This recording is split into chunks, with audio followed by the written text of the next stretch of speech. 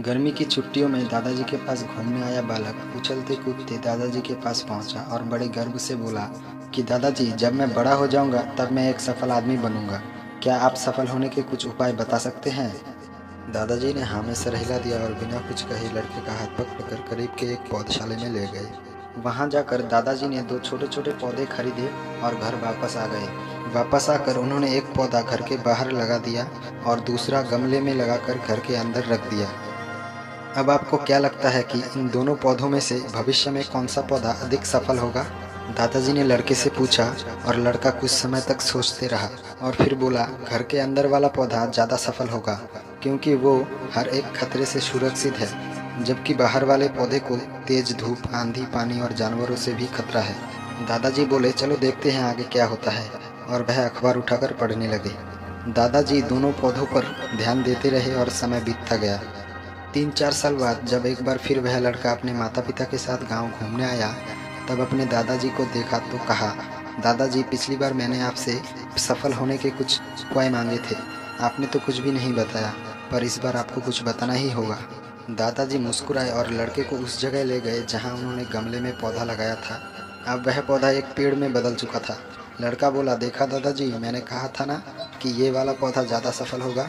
दादाजी ने बोला कि अरे, पहले बाहर वाले पौधे का हाल तो देख लो। और ये कहते हुए दादाजी लड़के को बाहर ले गए।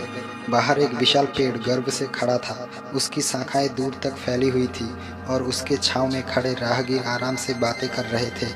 अब दादाजी ने पूछा, बताओ कौन सा पौधा ज़्यादा सफल हुआ? लड़का कुछ शर्माते हुए बोला, बाहर वाला। लेकिन ये कैसे संभव है? बाहर तो उसे ना जाने कितने खतरों का सामना करना पड़ा होगा। दादाजी मुस्कुराए और बोले, हाँ, बाहर वाले पौधे को बहुत सी चीज़ों से सामना करना पड़ा, लेकिन समस्या का सामना करने से अपने फायदे भी तो हैं। बाहर वाले पौधे के पास आज़ादी थी कि वह अपनी जड़ें जितनी चाहे उतनी फैला ले, अपनी शाखाओं से आसमान को छू ले। और तुम जिस आंधी तूफान को इस पेड़ के लिए मुसीबत समझते थे, उसी आंधी तूफान ने ही इस पेड़ की जड़ों को इतना मजबूत बना दिया है कि आज एक छोटा सा आंधी तूफान इस पेड़ का कुछ भी नहीं बिगाड़ सकता। बेटे, अब मैं जो तुम्हें बताने वाला हूँ उसे अगर तुमने अपने अंदर बैठा लिया तो तुम जिंदगी में जो कुछ भी करोगे उसमें सफल हो जाओगे।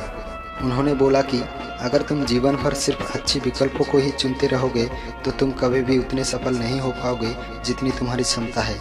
लेकिन अगर तुम तमाम खतरों के बावजूद इस दुनिया का सामना करने के लिए तैयार हो तो तुम्हारे लिए कोई भी लक्ष्य हासिल करना असंभव नहीं है। लड़के ने लंबी सांस ली और उस पेड़ की तरफ देखने लगा। वह दादाजी की बातों को समझ चुका था।